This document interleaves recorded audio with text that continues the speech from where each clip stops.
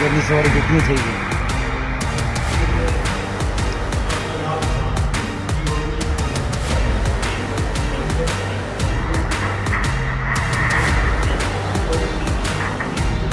पूरा ही गया होगा। అహ్మదాబాద్ లో జరిగిన ఎయిర్ ఇండియా డ్రీమ్ లైనర్ విమాన ప్రమాదం యావత్ దేశాన్ని కదిలించింది.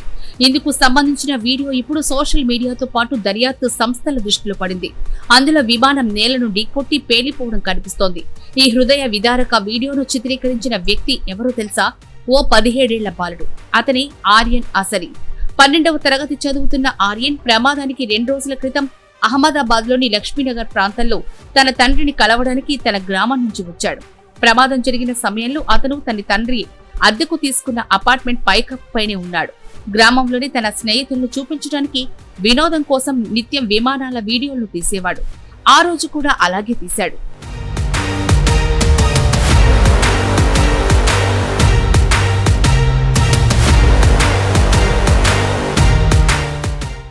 ఈ క్రమంలోని జూన్ 12న వీడియోలు తీస్తున్న సమయంలో ఊహించని ఘటన చోటు చేసుకున్నట్లు ఆర్యన్ మీడియాకు వెల్లడించాడు.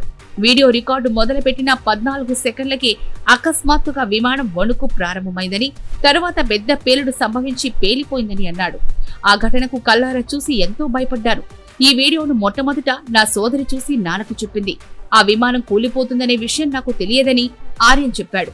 ఈ వీడియోను మెట్రోలో సూపర్వైజర్ గా ఉన్న తన తండ్రికి వారు పంపారు.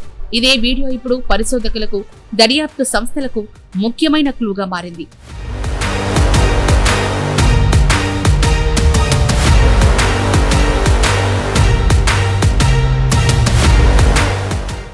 सर अरविंद कुमार मुगंद। आप यहाँ पर कब आए थे और किस लिए आए थे और आपने क्या देखा? हूँ यहाँ 12 जून का आया था અને મને વિમાન જોયું પાસથી તો મને એવું લાગ્યું કે આ પાસથી જાય છે તો વિડીયો ઉતારું તો મારે દોસ્તને બતાવી એટલા માટે મેં વિડીયો ઉતાર્યો તો વિમાન જતું હતું તો એરપોર્ટ છે તો એરપોર્ટ પર ઉતરે છે એવું લાગ્યું હતું મને. હવે નીચે ઉતર્યું તો આગ નીકળી તો ગમ પડ્યો, ब्लास्ट થઈ ગઈ છે.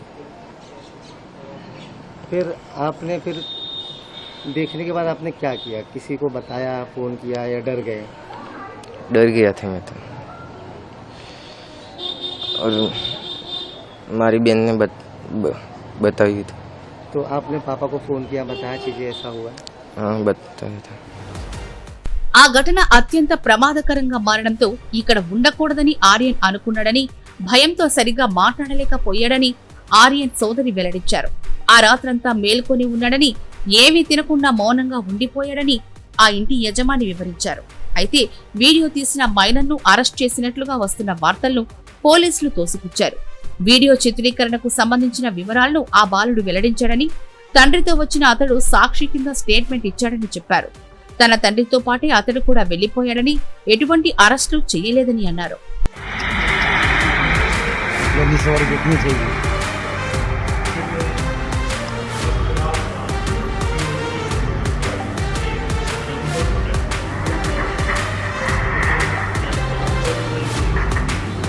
पूरे गए होंगे।